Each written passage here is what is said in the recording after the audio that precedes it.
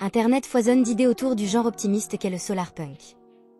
Nous pouvons le prendre en exemple pour dépeindre un avenir possible, où on vit en harmonie avec la Terre plutôt que contre elle.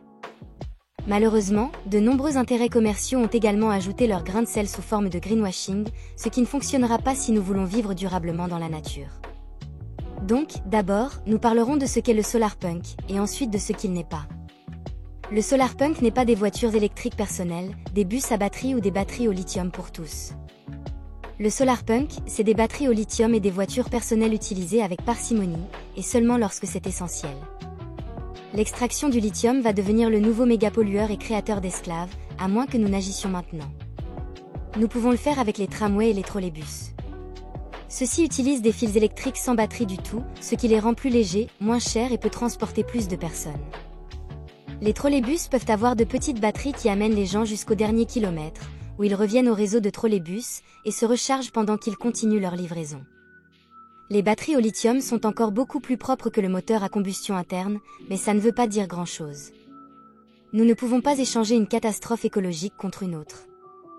Il est estimé qu'avec la technologie actuelle, les États-Unis ne pourraient avoir qu'un quart du nombre de voitures qu'ils ont actuellement, sans avoir un impact drastique sur les écosystèmes, et le reste de la planète veut aussi des véhicules électriques, mais n'a pas pu en avoir jusqu'à présent. Une nouvelle technologie de batterie augmentera, on l'espère, ce plafond, mais nous ne pouvons pas compter là-dessus pour le moment. Le solarpunk, c'est également des trains à grande vitesse électrique. Ceux-ci peuvent remplacer facilement les trains diesel actuels et les vols continentaux, et nécessitent également peu ou pas de batterie. Le solarpunk, c'est également des autoroutes et des voies cyclables protégées, ainsi que des parkings à vélo, réduisant massivement le vol partout. Si l'infrastructure est là et que les transports en commun sont prévus pour cela, les vélos ont un effet d'entraînement pour augmenter l'utilisation des transports en commun, pour arriver à ce dernier kilomètre. Il est estimé que les villes pourraient fermer chaque 4e rue pour les vélos et la marche, avec une priorité de traversée pour eux. Cela réduirait considérablement les coûts de réparation des routes, car un vélo pèse presque rien, et si les gens passaient au vélo et au transport en commun, les conducteurs remarqueraient à peine le nombre réduit de rues en raison du nombre réduit de voitures. Pour chaque euro que vous dépensez pour votre voiture, le gouvernement dépense plus de 9 euros de vos impôts sur l'infrastructure. Pour chaque euro que vous dépensez pour l'infrastructure du vélo ou de la marche, le gouvernement doit dépenser moins d'1 euro de vos impôts. Cela réduirait également le smog, la pollution, et augmenterait le nombre de ventes car il y aurait des rues où vous pouvez marcher sans crainte d'être heurté par une voiture. Les Américains adorent aller en Europe et même à Disneyland, pour sa marchabilité et ses transports en commun, mais les gens ne peuvent vivre cette expérience presque nulle part en Amérique du Nord. Là où les rues cyclables se croisent, nous aurions ce qu'on appelle des superblocs, qui sont des endroits sûrs, sans pollution sonore, et sans la peur de se faire écraser par une voiture. Meilleure santé, moins de pollution, des quartiers plus localisés, plus d'interactions communautaires, moins de solitude, moins d'accidents, plus de sécurité.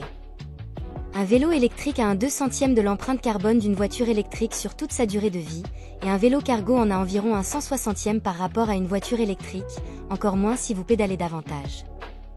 Le solarpunk, ce n'est pas la construction de grands gratte-ciel en béton brutaliste avec des plantes partout.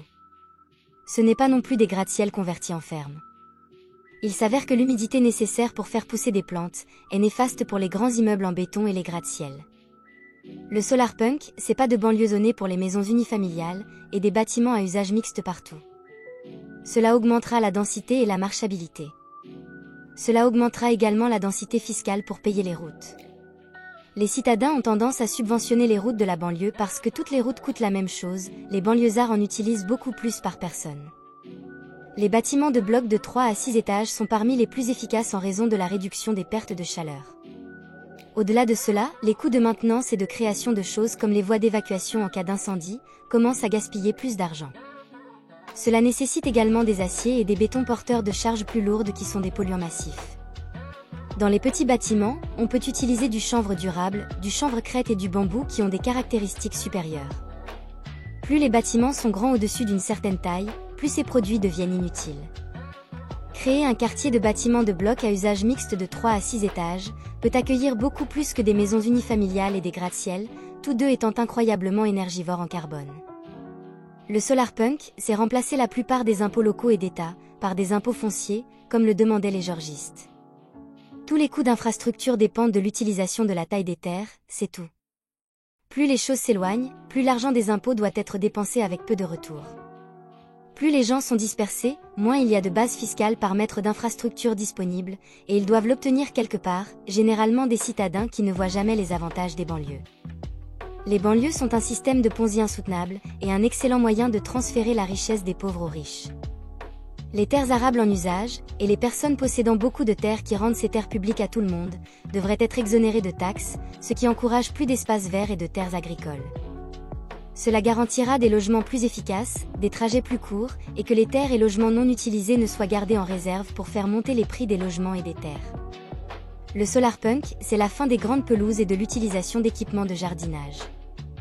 Les équipements de jardinage sont presque non réglementés, et produisent autant de gaz à effet de serre aux États-Unis que les voitures. Plus d'espaces verts publics, pour inverser le réchauffement urbain, et améliorer la santé mentale. Des forêts alimentaires et des permablitz, pour permettre plus de jardins communautaires et de production alimentaire durable locale. Moins de transport alimentaire, plus d'engagement communautaire. Chaque ville devrait traiter les arbres et les jardins alimentaires et forestiers avec autant d'importance que l'eau, l'électricité et les égouts, surtout à mesure que le monde se réchauffe, et que l'effet d'îlot de chaleur rend les quartiers de plus en plus chauds, nécessitant plus de climatisation pour survivre. Le solarpunk, c'est des fermes et des serres, remplaçant les banlieues pour un transport court vers les villes. Les banlieues évincent souvent les agriculteurs de leurs terres, parce qu'on peut gagner beaucoup plus en construisant des logements de banlieue qu'en cultivant. Cela dévaste non seulement nos agriculteurs, mais augmente également les distances et l'empreinte carbone que les aliments doivent parcourir pour arriver dans les villes, et nourrir 80% de la population. Le solarpunk n'est pas un réseau électrique détenu par des entreprises. Ce n'est pas non plus l'individu égoïste vivant en dehors du système, avec une batterie et des panneaux solaires, ou en entassant des panneaux solaires partout.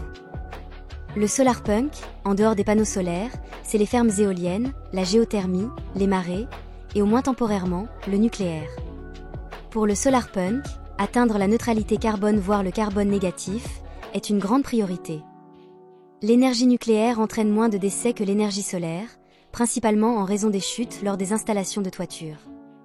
Cependant, l'expansion de l'énergie nucléaire au-delà des mini-réacteurs récemment fabriqués en série, pourrait ne pas être pratique pour la plupart des gens. L'hydroélectricité peut également être utilisée, mais doit être accompagnée d'évaluation de l'impact environnemental et peut servir de stockage d'eau. Le solarpunk, c'est des micro-réseaux communautaires ou municipaux établis, pour garantir l'utilisation la plus efficace de l'énergie. Le solarpunk n'est pas l'hydrogène utilisé dans les véhicules personnels. Actuellement, 96% de toute la production d'hydrogène implique une chaleur significative, souvent dérivée du charbon. Ainsi, la plupart de l'hydrogène est essentiellement du charbon vert. De plus, l'hydrogène est sujet aux fuites à partir de micro-fissures, ce qui le rend impraticable pour une utilisation dans les voitures. En revanche, le solarpunk, c'est la production d'hydrogène pour l'acier et le ciment. Des variétés telles que l'hydrogène rose, issu de l'énergie nucléaire ou géothermique, et l'hydrogène blanc, piégé sous terre, sont conformes au principe du solarpunk. Une fois que toute l'énergie est entièrement électrique ou que l'efficacité de l'électrolyse est améliorée, l'hydrogène vert sera également considéré comme solarpunk. Le solarpunk, ce n'est pas de dépenser et consommer les produits de grandes corporations, même si l'énergie utilisée est verte. Le solarpunk, c'est la cuisson à induction, car il existe de nombreux inconvénients à utiliser le gaz. La cuisson au gaz contribue à des taux d'asthme plus élevés, à l'empoisonnement, à des émissions de carbone accrues et à un risque plus élevé d'incendie. De plus, l'installation de conduites de gaz dans les maisons perpétue la dépendance au gaz pour le chauffage et les services publics, prolongeant ainsi le désastre climatique. Le solarpunk, c'est promouvoir les réseaux de réutilisation et de réparation au sein des espaces communautaires. Cette stratégie réduit le besoin de consommation excessive. Les magasins de seconde main devraient se transformer en espaces de fabrication à but non lucratif et en centres communautaires, possédés et exploités par la communauté. Le solarpunk, c'est adopter les médias sociaux décentralisés et le stockage en cloud, utilisant souvent du matériel recyclé ou réutilisé. Les serveurs et les systèmes de stockage en cloud peuvent fonctionner avec d'anciens processeurs, bien qu'ils nécessitent un réseau pour fonctionner de manière optimale. Le solarpunk, c'est la planification de logements communautaires, pour réduire la propriété individuelle et favoriser la collaboration en faveur de la durabilité et de la sécurité. Le solarpunk, ce n'est pas se conformer strictement à une semaine de travail de 40 heures. Beaucoup idéalisent les époques passées, où un membre de la famille travaillait 40 heures par semaine pour subvenir aux besoins du foyer. De nos jours, les deux membres adultes de la famille doivent souvent travailler à plein temps, simplement pour obtenir un mode de vie de classe moyenne de base.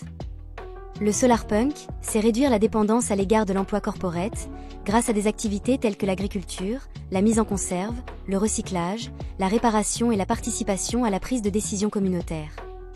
Ce mode de vie encourage le partage des ressources, la réduction de la conduite automobile, l'utilisation de formes de transport alternatives comme les vélos électriques, nécessitant ainsi plus de temps libre loin des lieux de travail traditionnels. Travailler moins pour les intérêts des entreprises, tout en consacrant plus d'efforts au bien-être planétaire, est essentiel pour faire avancer les idéaux du solarpunk.